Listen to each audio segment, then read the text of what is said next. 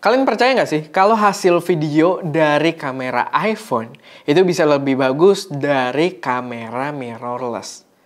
Dan kalau kalian lihat hasil yang gue tunjukin barusan, kayaknya mengindikasikan kalau jawabannya bisa.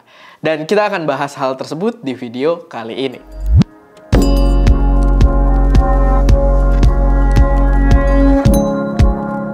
Halo semuanya, selamat datang di channel SM Media dengan gue Erwin. Dan pada video kali ini kita akan membahas tentang hasil kamera atau hasil video yang dibuat oleh kamera iPhone. Dan tadi udah ada sedikit teaser di mana gambarnya tidak mengecewakan, cukup menarik. Dan sebenarnya gue pengen bahas hal ini awalnya itu karena gue nonton videonya Philip Bloom yang dia lagi bahas semacam pen filter buat iPhone, aksesoris gitu. Dan dia nunjukin satu scene, yaitu scene ini yang menurut gue hasilnya terlihat bener-bener luar biasa. Dan dari situ gue jadi kepikiran, kayaknya gue belum bahas deh soal hasil video yang dihasilkan oleh iPhone setelah kemarin iPhone 14 nongol gitu ya, 14 Pro gitu kan, 14 Pro Max. Kayaknya gue belum bahas dan gue rasa hal yang menarik kalau kita bahas di video kali ini. Dan biar kalian tahu dulu, Philip Bloom sendiri, tadi scene-nya itu gue ngambil dari dia gitu, dan Philip Bloom sendiri itu sebenarnya memang seorang sinematografer dengan jam terbang yang udah luar biasa tinggi, reputasinya bener-bener bagus. Philip Bloom ini kalau kalian belum subscribe, gue sangat rekomendasikan buat subscribe kalau kalian doyan dengan videografi. Dan dia membuat sebuah review dari aksesoris filter buat iPhone. Jadi namanya itu adalah Pans Snap Filter.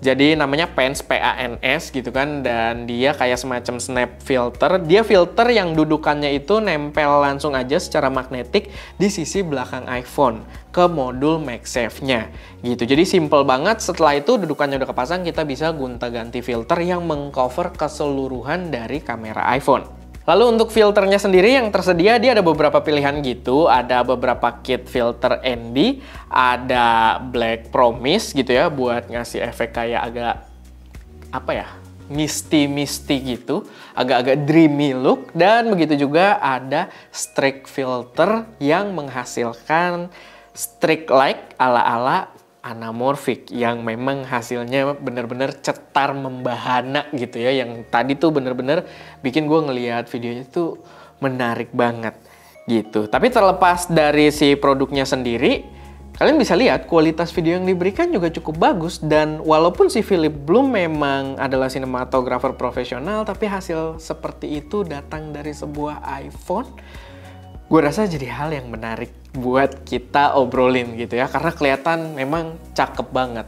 Dan buat produknya sih, buat si filternya ini sayangnya dia masih baru banget ya, dan dia bentuknya masih sebuah Kickstarter ketika gue bikin video ini. Dan gue belum pernah berpengalaman buat nge-back sebuah project Kickstarter, dan gue yakin bakal repot masukin ke Indonesianya.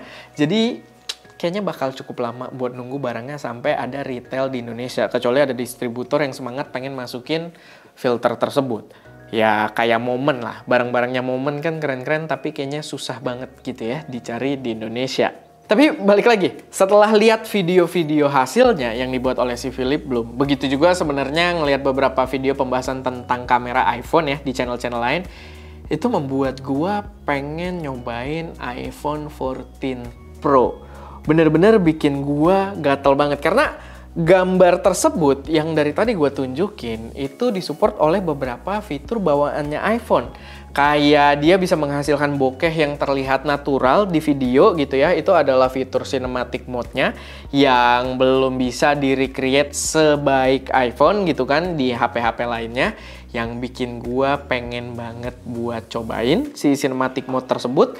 Lalu di luar dari cinematic mode, kalau kalian start pakai iPhone 13 Pro, gue pakai iPhone by the way, tapi gue masih iPhone 12, jadi 12 biasa juga, bukan yang Pro. Jadi banyak fitur-fitur yang gue belum cobain, cuman gue excited banget. Sama kalau di 13 Pro, startnya selain cinematic mode, kalian juga bisa merekam video itu dengan format ProRes, dengan minim kompresi. Jadi kalian dapat video dengan meretain highest quality possible gitu. Kualitas tertinggi yang ditangkap oleh kamera HP tersebut. Walaupun kamera HP, tapi ya penggunaan kompresi yang kodeknya ini jadi ProRes harusnya benar-benar memberikan perbedaan yang signifikan gitu ya. Karena gue dulu pernah lihat juga video yang bahas soal si ProRes di iPhone ini dan memang hasilnya bedanya cukup signifikan gitu. Belum lagi di iPhone 14 Pro kemarin itu ada fitur stabilisasi dengan nama mode action, yang stabilisasinya itu udah gokil banget ala-ala GoPro atau action cam lainnya. Ala-ala GoPro lah dengan hyper smooth-nya gitu ya.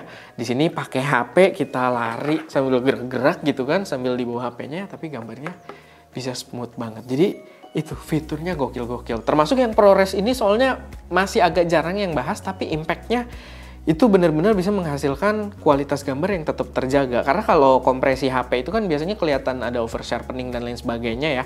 Memang kadang di ProRes ini ada over sharpening juga, cuman dia tetap meretain filenya biar kita bisa post processing dengan lebih baik dan informasi ketajamannya juga lebih terjaga dibandingkan pakai kompresi biasa. Dan gue pengen banget buat cobain. Ya maksimalnya sekarang berarti pengen banget cobain di iPhone 14 Pro. Cuman sayangnya cukup mahal, dan kalau gue ganti ke iPhone 14 Pro sekarang kayaknya sangat-sangat tidak bijak gitu ya dengan keadaan gue sekarang. Cuman ya gue minta pendapat kalian, mungkin gak sih kira-kira hasil dari kamera iPhone kayak yang tadi udah gue jabarin itu bisa gak sih ngalahin kamera mirrorless entry atau bahkan mid level. Oh ya, kalau buat gue kenapa nggak bijak mungkin gue ngambil iPhone 14 Pro, kenapa gue lebih memilih menunggu? Karena yang gue denger rumornya nanti di generasi selanjutnya iPhone itu terpaksa untuk menggunakan USB Type-C karena ada regulasi yang berlaku di Euro ya, di Eropa gitu. Ada regulasi yang memaksa Apple untuk mengadaptasi USB Type-C, dan gue rasa akan lebih make sense. Tapi ya itu, maksudnya potensinya menurut gue kuat dan bisa menghasilkan konten yang cukup bagus juga. Dan gue pengen denger juga gimana pendapat dari kalian. Apakah benar juga kalau kamera smartphone telah membunuh banyak kamera mirrorless entry level? Karena smartphone jadi lebih gampang untuk menghasilkan gambar secara effortless gitu ya. Gambar menarik secara effortless. Tapi itu aja buat obrolan kali ini. Semoga bisa menjadi wawasan tambahan buat kalian yang mungkin belum tahu dan mungkin bisa bermanfaat. Dan pastinya jadi ruang juga buat kalian berpendapat. Bagaimana pendapat kalian seputar dunia produktif di kamera smartphone ini gitu. Karena nggak sedikit juga profesional yang bikin konten, terutama konten kreator apalagi ya, yang bikin kontennya itu cuma pakai smartphone. Oke, taruh semua pendapat kalian di kolom komentar, dan kalau dari pendapat gue juga ada koreksi, saran atau pertanyaan, silahkan kalian boleh kasih masukan di kolom komentar. Oke, gue ngomongnya udah mulai muter-muter, tapi inti pembicaranya itu aja. Gue Erwin, di belakang kamera Deska, dan jangan lupa untuk berkarya.